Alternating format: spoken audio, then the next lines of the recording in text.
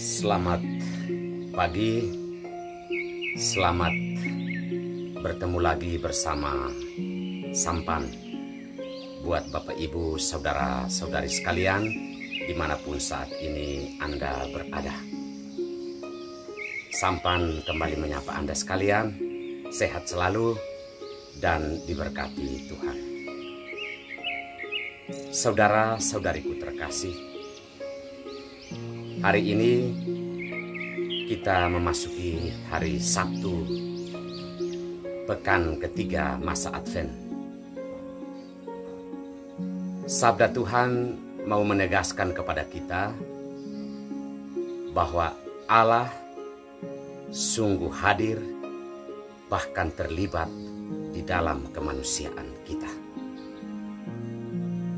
Dalam bacaan pertama diambil dari kitab Kejadian, dikisahkan tentang Yakub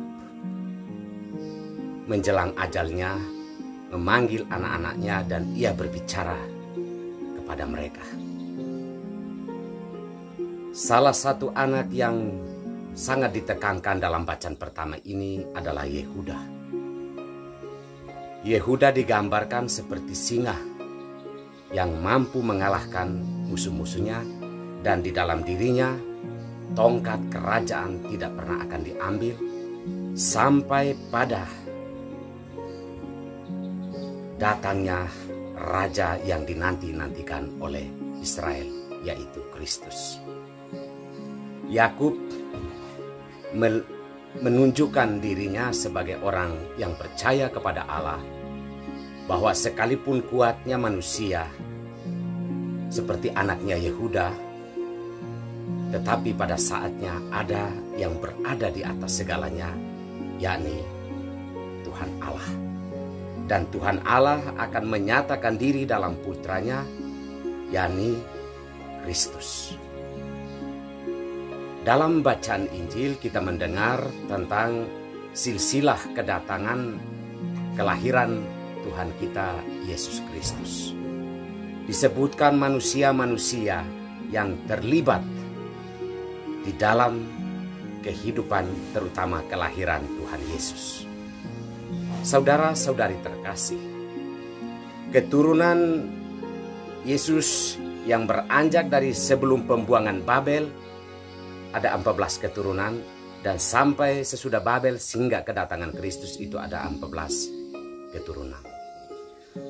Entah apa yang mau dipesankan melalui bacaan Injil hari ini soal silsilah Tuhan Yesus, tetapi bisa kita tangkap bahwa Allah mau menunjukkan kepada kita bagaimana ia terlibat di dalam kehidupan manusia secara utuh, bahwa walaupun ia maha tinggi, walaupun ia memiliki kuasa seperti apapun, Allah terlibat secara manusiawi dan berperan di dalam setiap peristiwa hidup kita, dan itu ditunjukkan oleh Yesus.